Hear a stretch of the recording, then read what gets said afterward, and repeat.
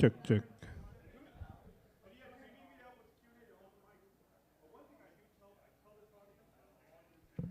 Check, check. Check, check.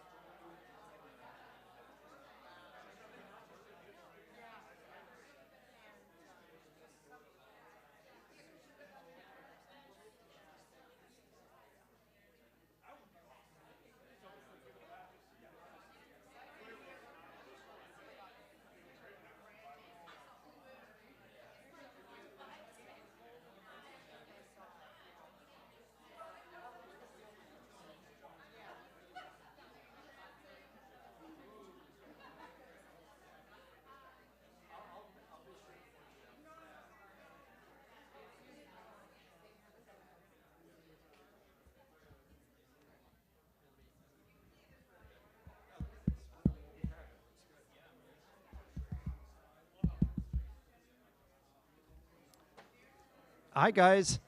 Hello. Wait a sec. Shh. You want to hear something funny? That technique, for whatever reason, works. If you ever have a large crowd or you're speaking to an audience that doesn't get your attention, I learned that from, there's a wooden platform here, Chrissy, that this auctioneer said if you ever want to get an audience, instead of saying hello, hello, hello, hello, to just go shh. Anyhow, my name is Richard Weiss. I'm the president of the Explorers Club, and I want to welcome you all here. Who here is for the first time? A few of you. Wow. You are so lucky. And I get so excited when I have new members because I remember the first time I walked into this building, I just was blown away by the conversations or some of the things I had heard. I like to refer to it's like Harry Potter's Hogwarts only for adults, because people talk about magic all the time. And I'm just going to explain even the room you're in. You see that sledge up there? That was the first sledge to the North Pole. And these are different flags that have been on different expeditions. That happens to be my favorite flag over there, which is retired. And, you know, you might look at it, but when Harrison Ford stood here, he knew that this Roy Chapman Andrews flag was the character that inspired Indiana Jones. Oh, we're live streaming. I was just told we're live streaming, and I'd like to say to our audience live stream, hello, and I apologize for going off mic. I was going for the, you know, intimate fireside chat here. But now that I know we have a wider audience, I'd like to say hello. Yeah, so that flag was carried by Roy Chapman Andrews. He smuggled dinosaur eggs out of Mongolia, was shipwrecked in, I believe, in Indonesia somewhere. I mean, there's just story after story. But the aspect of this room that excites me the most is that, I'm not used to this platform here, is this particular lectern. It's not anything particularly special in design, but what gives me goosebumps is knowing whose hands have been right here. I have seen, and Chrissy, when you stand here and put your hands here, know that Jane Goodall has stood here, Neil Armstrong has stood here, Buzz Aldrin. You know, I can keep going down and down the list. So these are really, you know, a sacred hall. So, you know, this place, I feel like, you know, the Explorers Club, if you ask the aspect of exploration, it's the whole idea of curiosity, the whole idea of taking a story, you know, from the time people came out of trees or out of caves, there was always somebody who said, you'll never guess what I saw, you'll never guess what happened to me. And probably the best person to sort of amplify that further this evening is our chair of lectures, Natalie Cash. So Natalie, come up here and stay on the microphone.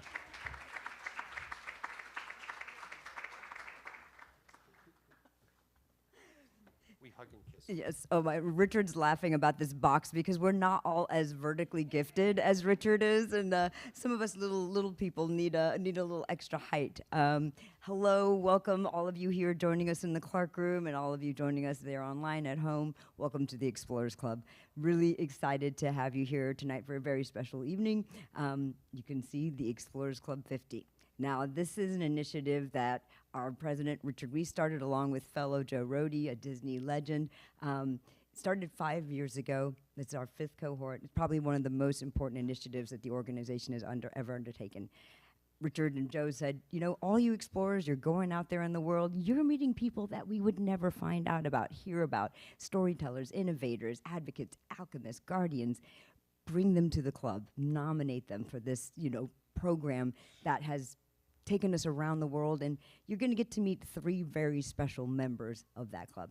Again, my name is Natalie Cash. I'm executive video producer at the Wildlife Conservation Society, newly elected to the board, very honored to serve with Richard on that as well, and have been serving on the Public Lectures Committee. Public lectures go back 100 years to when the early founders of the club would come together for, like Richard was saying, those small, intimate conversations and really disseminate the science they were learning to a general public. So tonight you are in for a treat.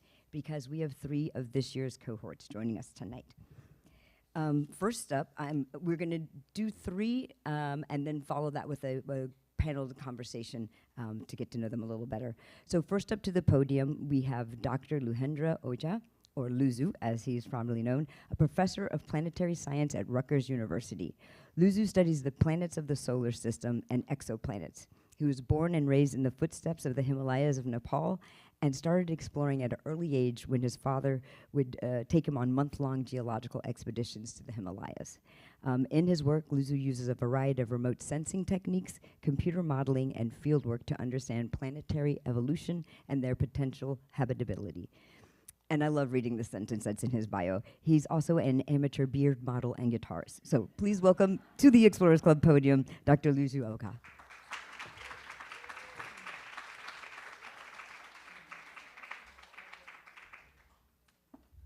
Wow, there is a podium here. Okay.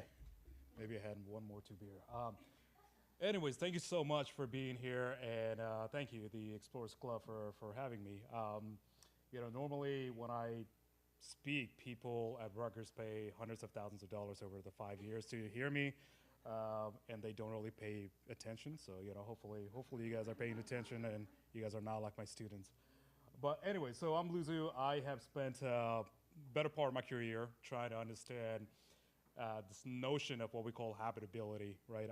I've been fascinated about different aspects of science fiction, including time travel and finding aliens. And when I realized that time travel was not going to happen, I was like, what's the best thing I could do with my life? And well, that is finding aliens, right? And the way we go on about it is we look for water before we try to find aliens, right? And so today, what I'm going to try and do in the next 14-minute, 13-second is give you the 14 billion year life story of water, not just water, but liquid water, right? So let's begin, right? So our story begins, as with any other story, with Big Bang, right? This is about 14 billion years ago, 14.5 billion years ago. This is the point where the universe came to fruition, where things started taking place. But the universe at this point was very different than what we see today. There's no matter, there's no element, right? The world, the universe works in a quantum scale. There are subatomic particles, but that's it. There's no water or the essential ingredient for water 14.5 billion years ago. And a lot of people ask me, how do we know that Big Bang was a thing? And one of the things I can tell you is that if you have one of these old TV, analog TV, you can go back home, you can turn it on. 1% of the signal that you see in that TV is from the cosmic microwave background radiation from the Big Bang, right? So all you have to do to look for the evidence for 14.5 billion years ago is just turn on your TV, and there you go. There's Big Bang there, right? So Big Bang happened, and a little after Big Bang, approximately 400,000 years, that's when the universe was conducive enough for there to be things like proton and an electron. And that's when we started getting little things like this, right? This is the hydrogen atom, right?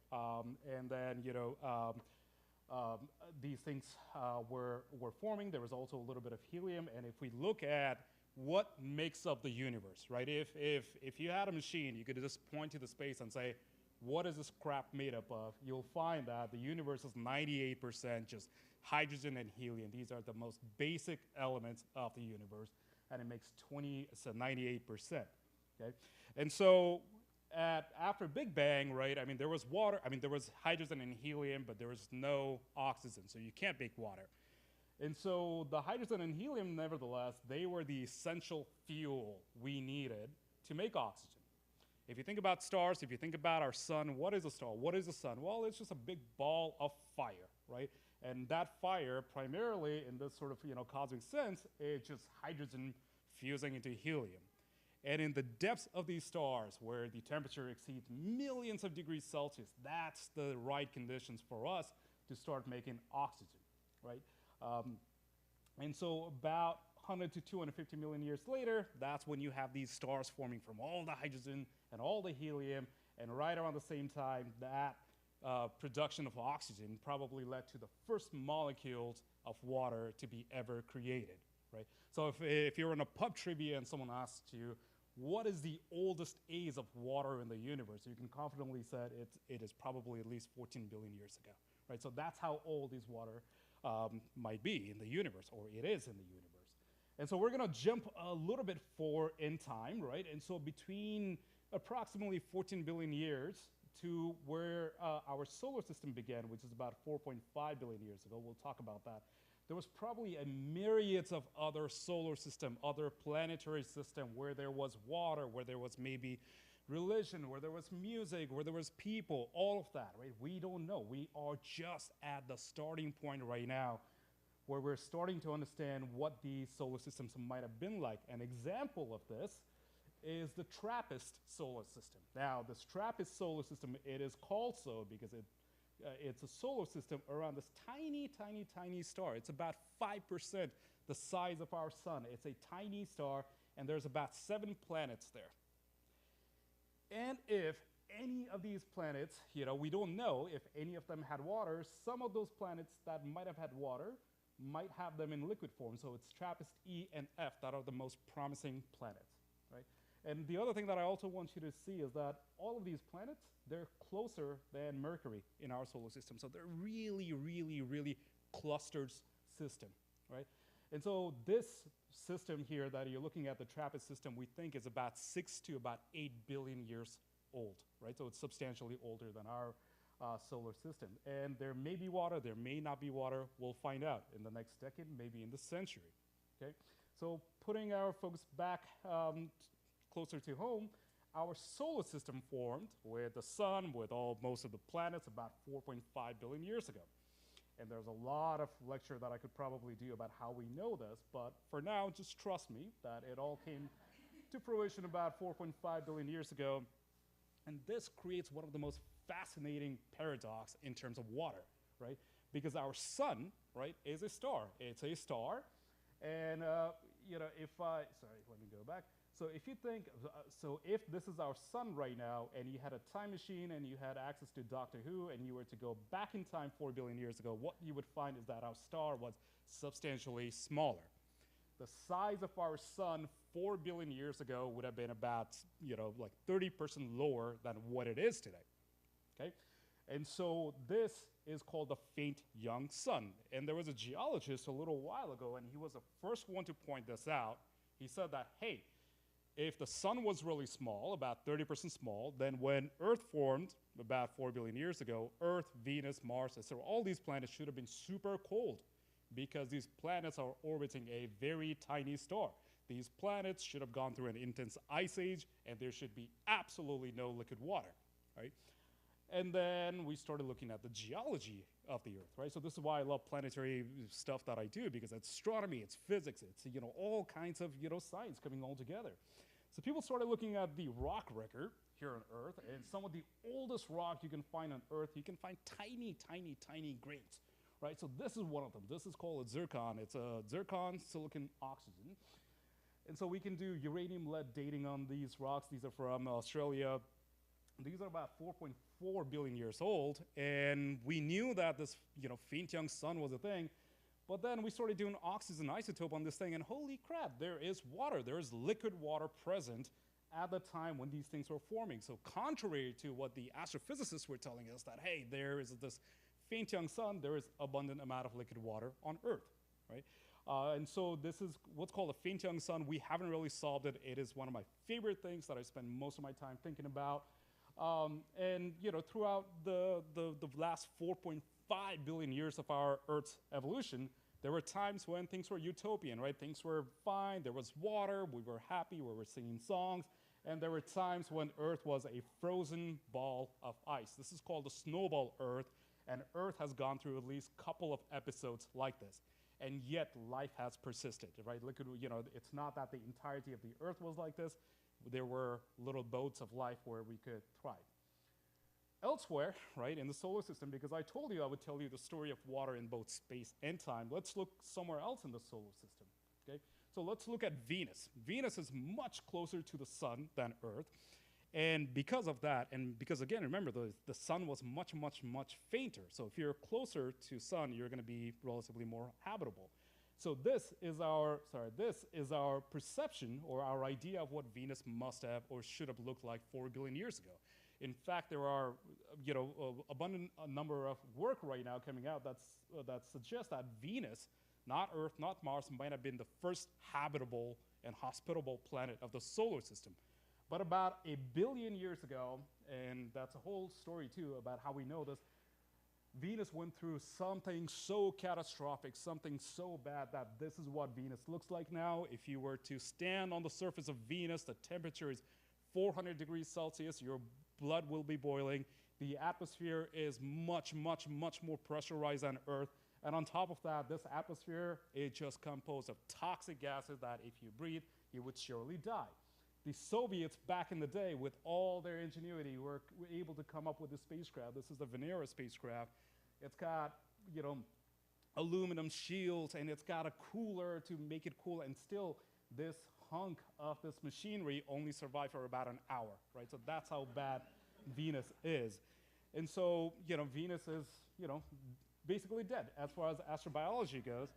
And then comes Mars, right? There's so much public love about Mars. Elon Musk wants to go to Mars. Other people hate Mars and all this stuff. But 4 billion years ago, the story of Mars was even more complicated because Mars is 47 million miles farther than Earth is from the sun.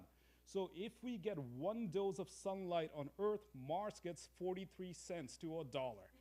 Right? So 4 billion years ago, Mars should have been even colder. Mars should have been icy, frigid hellscape. And yet, the geologists are like, hey, look at this crap. Why do you explain this, right? So these are channels, massive river, massive channels that were carved by liquid water. Here's an example of this river. This is about 40 kilometers. Think about, all of you guys are explorers, think about the last time you went to somewhere on Earth and saw a 40-kilometer wide river, right? These are massive rivers, all of this, and it's not just one or two that we find them all over Mars. This is the background map of Mars, and every time you see a red dot, that's where we find these massive rivers, right? So liquid water was there, it was carving, and you can do chemistry, right? So, we find things like clay. So phyllosilicates is just a fancy word scientists say to say clay. That's clay. This is, chloride, salt that's remaining after water has evaporated. And they're all over Mars. So we know also that there was plenty of liquid water on Mars 4 billion years ago, despite the fact that the sun was very, very small, very less luminous, and Mars should have been frigid cold. Okay, and so what happened to all the water? Well, you guys are lucky, and I'm lucky too, because Earth has what's called a magnetic field. This protects us from these intense, energetic particles from the sun, from the cosmic rays, and we are relatively safe. But Mars lost its magnetic field about 4 billion years ago. And that's a whole different lecture about how we know that, what a dynamo is, all this stuff. But just trust me when I say that this magnetic field is one of the most important things that we have on Earth. If we lose this, we're screwed, right? But Mars lost it, and so most of that liquid water was gone, but it's not that Mars is devoid of water. If you go to the polar caps of water, this is the North Pole. This big clump, this is all water ice. Right? This is about 1.5 times the size of Texas. Volume-wise, you're talking about half the volume of water ice we have in Greenland. So there's just ice everywhere, right? So there's one in North Pole. There's one also in South Pole. The other thing that we've also learned with Mars is that you can go to Mars and start scratching the surface just a little bit, and you'll find that there's hidden amounts, just vast amount of water ice everywhere. Right? So when people say, oh, is there water on Mars? Absolutely. There's just a crap ton of water on Mars. Right, so how much? Can we put an estimate to it? Well, we can do some estimate, right? So the idea is that if you take all the water that's in the polar caps, so the North Pole and South Pole, like what Elon Musk talks about, like nuking the pole to Mars, if you were to do that, what you'll end up with is the entirety of Mars would be submerged under 30-meter thick ocean, right? That's just from the pole. So there's just a lot of water on Mars.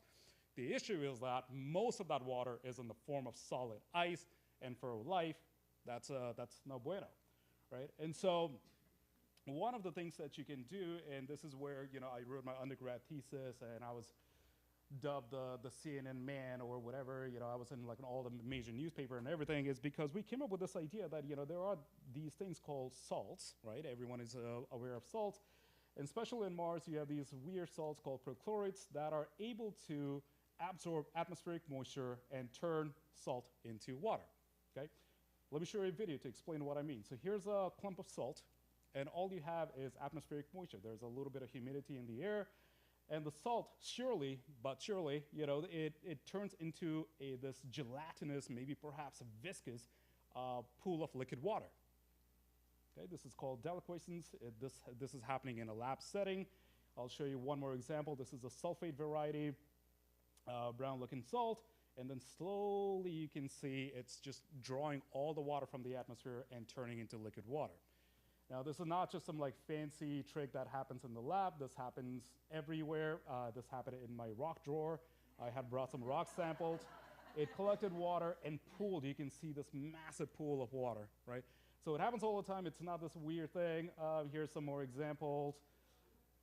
Right? This happens in Antarctica, in the McMurdo Valley, where people go because it's very much like Mars setting there. And so what I'm showing you are these water tracks. So these things get a lot of water when it's humid, and then it turns completely dark. Okay. So my point is that these are normal things. And so on Mars, in my undergrad, these are the stuff that I started to notice. These are actual data from Mars. These are time-lapse images of different craters. So here's one crater. And what you see are these dark lines forming, extending, growing, and then next year they come back again. Right, so they're called recurring slope lineae, and because I was, the person involved in this work, we got to name this crater. So this crater is called Polycare crater, and these things form every single year. Mars has its own Mars year, and we've seen these things form for the last 7 years that we've been observing on Mars. So our idea is that this might be something similar to the deliquescence thing that I was talking about, where you have salt, the salts absorb atmospheric humidity, flows down. What you end up with are these things. Okay. Here's some more eye candy pictures, and again, all of this is like an actual data from satellite. This is not ChatGPT. This is not some weird animation that we're creating. This is actual data. This is my favorite, where you can really see kind of like the sinuosity of these features, right? So at least for the foreseeable future, we think that these are very, very, very compelling evidence that there is some salty liquid water flowing on Mars. But to really do this, we need to go there with a rover. So here's a concept idea from JPL, where you have a dual axle rover. It's a 4-wheel drive car, and you just lower the front 2 axles to figure out what the heck these guys might be.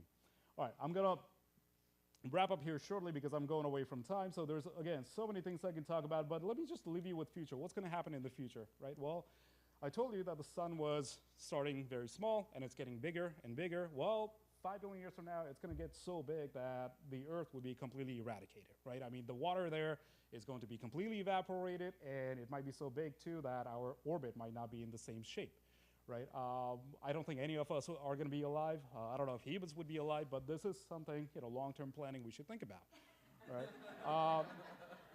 I'm really over time. I'm going to shut up. I'm going to leave you with this quote that I think is fascinating.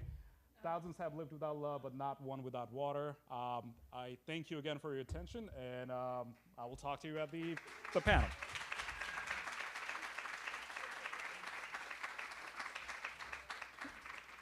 You see, brilliance.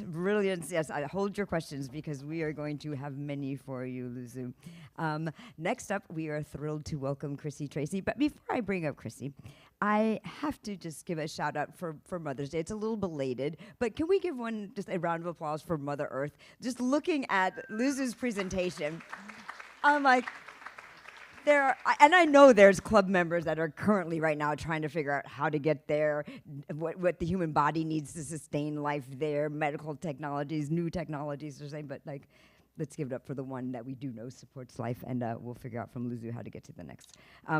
But Chrissy, next, I have very excited to have, yes, our vegan chef, author, and plant forager, Chrissy Tracey. She's a first-generation Jamaican-American vegan chef, forager, and author devoted to making plant-based cuisine accessible while inspiring people to reconnect with the land through foraging.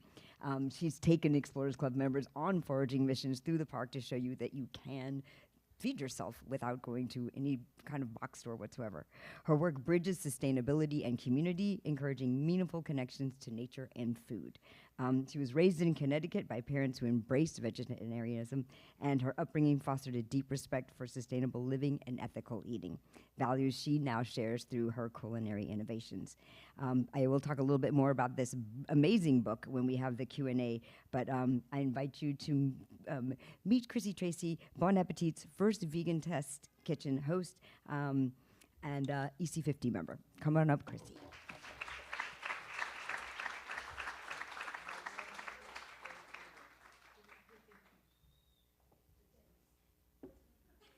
Hi, everybody. I'm Chrissy. I'm a chef, forager, and author. You did a wonderful job introing me. But first and foremost, I consider myself a student of the wild. Today, I'm here to talk about a different kind of exploration, one that doesn't require a passport, and one you can taste. This is one of the first plants that I foraged. I actually took this picture from my book. It's called mullein.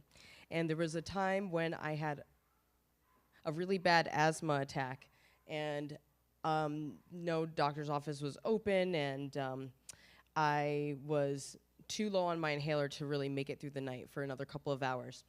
But I had learned about this plant, mullein. I went out to my backyard. I boiled it into a tea, and it brought me through the night and calmed down my asthmatic symptoms, and that got me just totally hooked and obsessed. So, we often think of food as something grown, harvested, or sold. But what if food is also something discovered, something wild, something waiting to be seen or tasted at our feet? This is me just picking some wild raspberries at my friend's house, and those are ramps, which are currently kind of going out of season, but if you know them, you know them.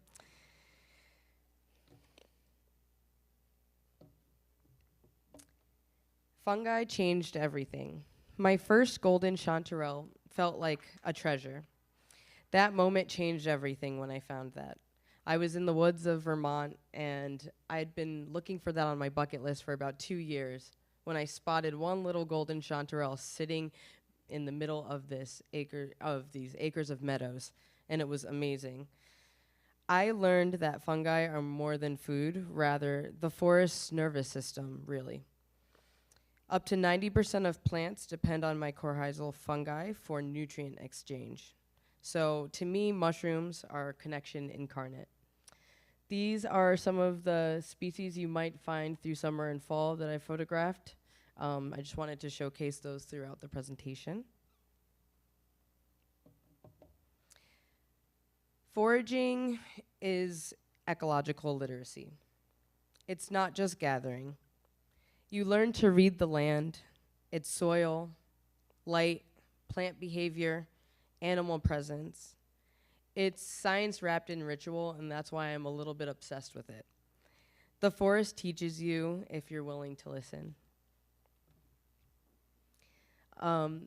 That fruit in the center there, called a pawpaw, is one of our only native custard fruits that grows all the way from Pennsylvania to Massachusetts, and you can find it end of summer, early fall, and it is delicious. It is custardy. It tastes like a cross of a mango and a banana, but it's really, really, really neat. That's a photo of when I went out kelping in Maine, which was an incredible experience. Kelp is one of nature's main sources of iodine, so it's really, really good for you. And ostrich ferns just went out of season. They are wonderful and very tasty. They taste like spring and are kind of one of the first indicators that spring has really sprung for me.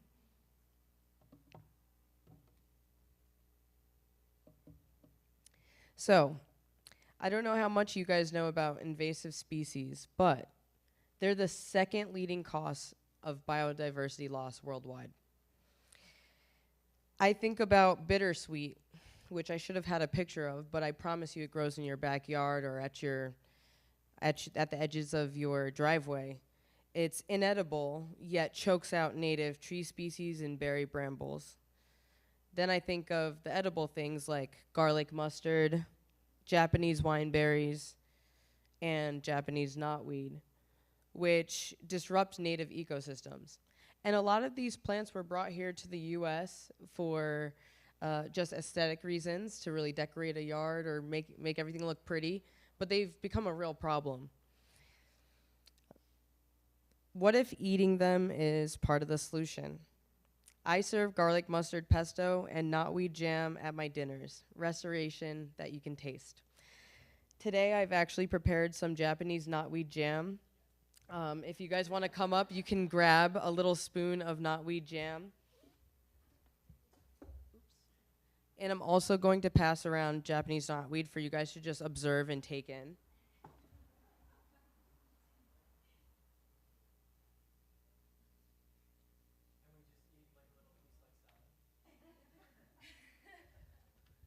You could eat the leaves for salad. I like to use the shoots for jams and all different sort of things. I pickle them a lot. They're very tasty, actually. And the thing is, they can have a sweet application, or you can also have a savory application, depending on how you want to use it.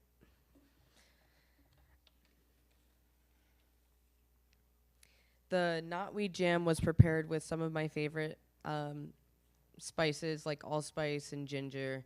I just thought it was a really nice way for you guys to kind of have an idea of what these wild plants taste like and why you should eat them.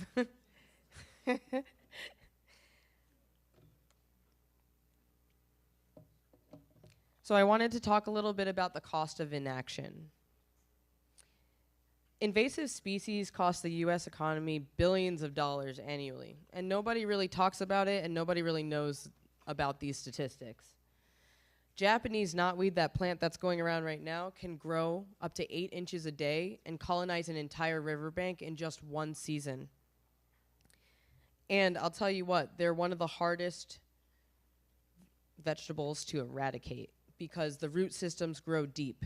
And so when I dig them up, I try to dig up the entire plant, but it is hard work. They try to spray them. So I try to really only gather knotweed from nature preserves where I know they're not spraying, but rather trying to improve local habitats. And I'm lucky to live somewhere totally wild where I can forage for these things on a regular basis. Sorry, I'm a little nervous. Some other invasive species that grow around us are cheatgrass, kudzu, and then there's the issue with insects like the Asian longhorn beetle, and there's also a borer beetle species that destroys ash trees and a lot of our other native plant species. And then there's ragweed, which is this bright yellow plant that is flowering right now or beginning to flower right now. And it is one of the leading causes for all the allergies that you might be suffering from if you're like me. But to me, that's not just wild, it's actually urgent. And it goes beyond that because there's also some invasive aquatic species like zebra and quagga mussels, which clog waterways, and that affects our power plants and also municipal waterways.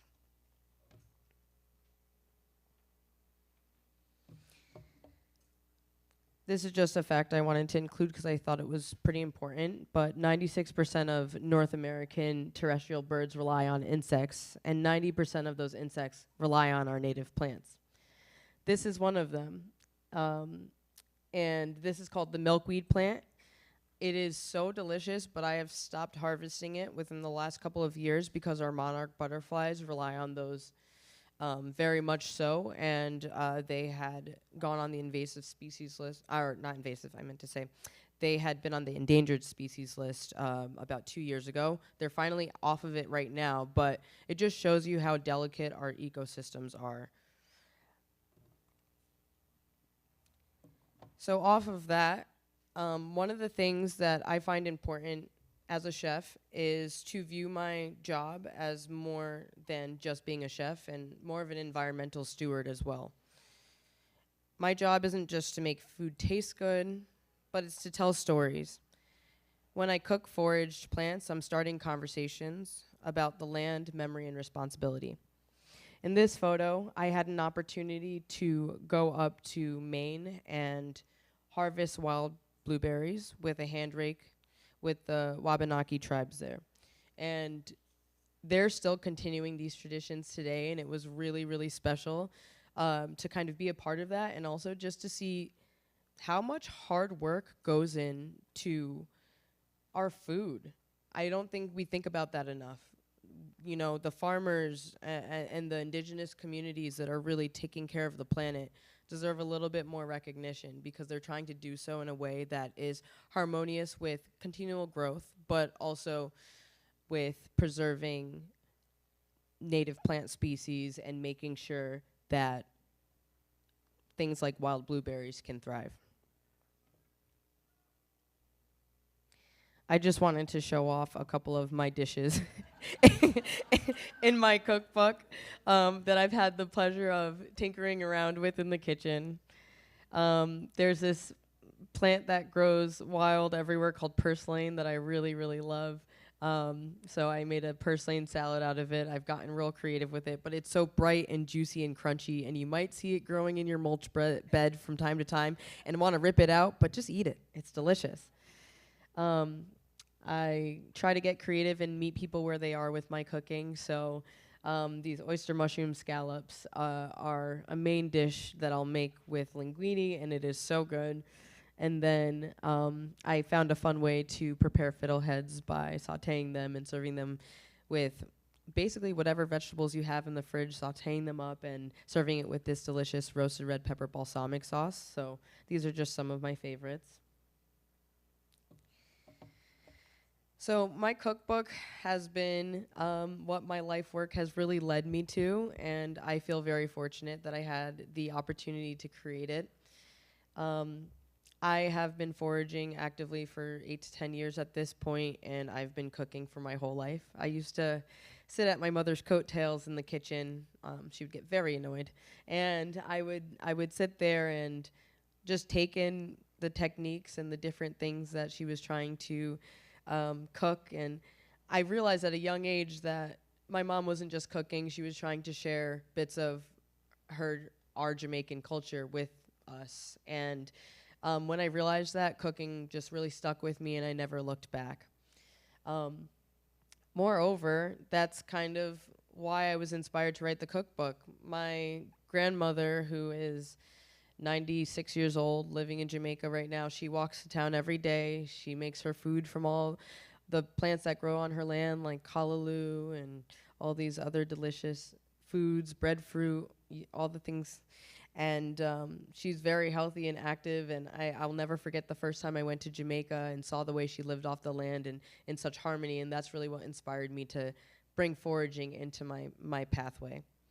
But the book it's more than just recipes. It's also a field guide, and it teaches you lessons on seasonal eating and techniques. And I tell a lot of stories that connect my food to people and places. So I just wanted to share some of the things that you might find throughout the summertime. I know we view dandelions as a pesky weed growing in our yards, but they are so nutritious. They're actually really delicious. And if you like bitter greens like arugula, you can use the leaves for salad. The flowers are actually quite sweet. You can make dandelion honey. And you can use the roots to make a really delicious herbal tea that tastes very similar to coffee. I found wild strawberries, which, believe it or not, they are about 1 to 2 centimeters long. They are very small, but they pack a punch of flavor. More flavorful than anything you'll buy at the grocery store. I've highlighted the golden chanterelle, which is one of my favorite mushrooms to find in the summer. Lamb's quarters is like wild spinach. You'll find it growing in meadows and fields. I always find them in nature preserves, or if I visit an old farm, they're always growing through the rows. And there's one farmer that I have a relationship with that says, come every year and gather all of the purslane and all of the lamb's quarters, or else I'm just going to throw it out. So I'm her girl for cleaning up. porcinis grow around here, believe it or not, and those are absolutely delectable. I find a lot of them in Vermont, Maine, New Hampshire, and they're just quite amazing. This one cracks me up. It's called Old Man of the Woods. I'm guessing that had something to do with the wrinkled cap. But they don't look edible, but they are delicious as well. They've got like kind of like a nutty flavor to them, and you might see them on your hike on any random day. And then black trumpets are my favorite because they kind of remind me a little bit of truffle in terms of the flavor profile. And those blend in with the forest floor, so they might be a little bit more difficult to find. But these are some of my favorite choice edibles of spring and summer, and each has an innate role in the ecosystem and on the plate. Wild foods are often the most nutrient-dense foods. And one fun fact is like golden chanterelles, they have a chemical compound that actually synthesizes into vitamin D, so it's one of the best sources for vitamin D in terms of things that you can eat. That's me and my grandma. That was a really awesome moment for the both of us, for her to just hold the book. And, you know, Jamaica, a lot of people don't get out of there. And I still have a lot of family in there, but my parents made it a goal of theirs to really give us the opportunity to live a more abundant life, and I am so grateful. But I just wanted to make a quick note that indigenous communities make up less than 5% of the population, but they are really the stewards of the land. And although foraging and traditional foodways are, you know, largely a piece of remembrance, they're also a large part of climate solution. Foraging connects me to my Jamaican heritage. It's ancestral, but it's also future-facing. Native plants support 90% of insects, which in turn supports 96% of terrestrial birds. So we need these webs intact. Indigenous food systems use less than 5% of fossil fuel inputs required by industrial agriculture. They nourish biodiversity, community, and identity. And that's what I mean when I say food is culture, is climate. I'll leave you with this. What's growing at your feet that you haven't noticed before? The forest is full of offerings. Taste, listen, stay curious. Thank you.